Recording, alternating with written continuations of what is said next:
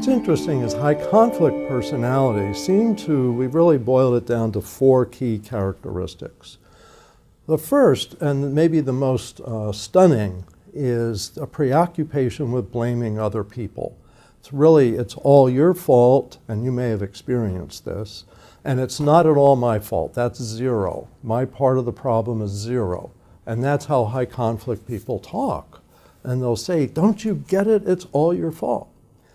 The second is a lot of all or nothing thinking. Of course, it's all your fault, but my way or the highway. Solutions to problems there's all good people and there's all bad people. So they have this kind of all or nothing perspective. A third is often, but not always, unmanaged emotions. And you may see that. People that just start yelling or just start crying or just storm out of a room.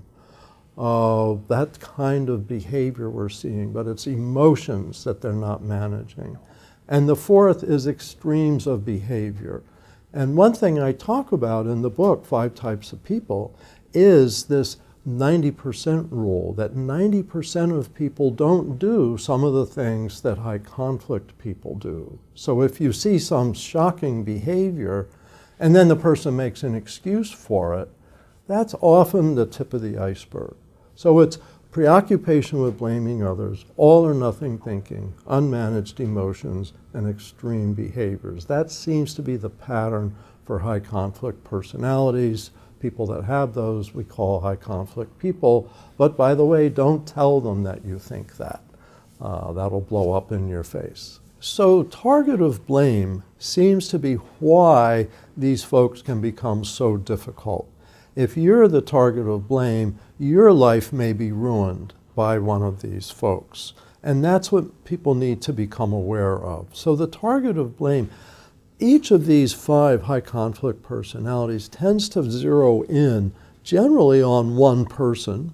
It could change over time, but they see that person as the cause of all their problems.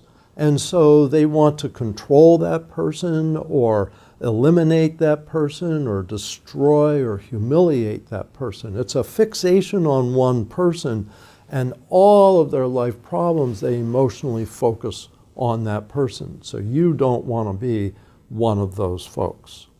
How to avoid being a target of blame? First of all, if you see warning signs of this behavior, don't get too close to such a person. You may be a friend, but don't be the closest friend. You may be a coworker, but don't be the closest coworker. Because what seems to happen is the people they get really close to are the ones that are most at risk of becoming their targets of blame. But it could be anybody. They tend to target intimate others and people in authority.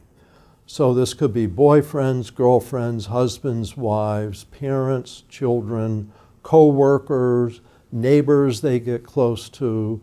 It also could be police, could be government agency or a government official, could be their boss, could be the company owner. So they tend to focus on intimate others and or people in authority.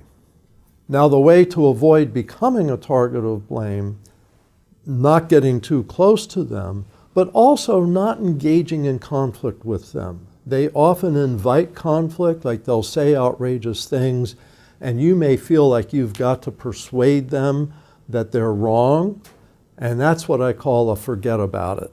Just forget about it. You're not going to change their mind. If they're a difficult person, high conflict person, this is who they are, and you may not really even exist for them. So if you argue with them, they're not going to change. So save yourself the trouble. But when people challenge them is often when they turn against you and they see you in their all or nothing eyes as all bad. And so you don't want to have that kind of relationship. So if you're in a personal relationship, family relationship, neighbor, coworker, etc., you can manage relationships with these folks, but usually at an arm's length. And don't make it too confrontational. Don't say they have a high conflict personality. Don't argue with them, try to convince them. Don't try to give them insight into themselves. You can just say, oh, well, that's interesting. Hey, I've got to go now. something like that.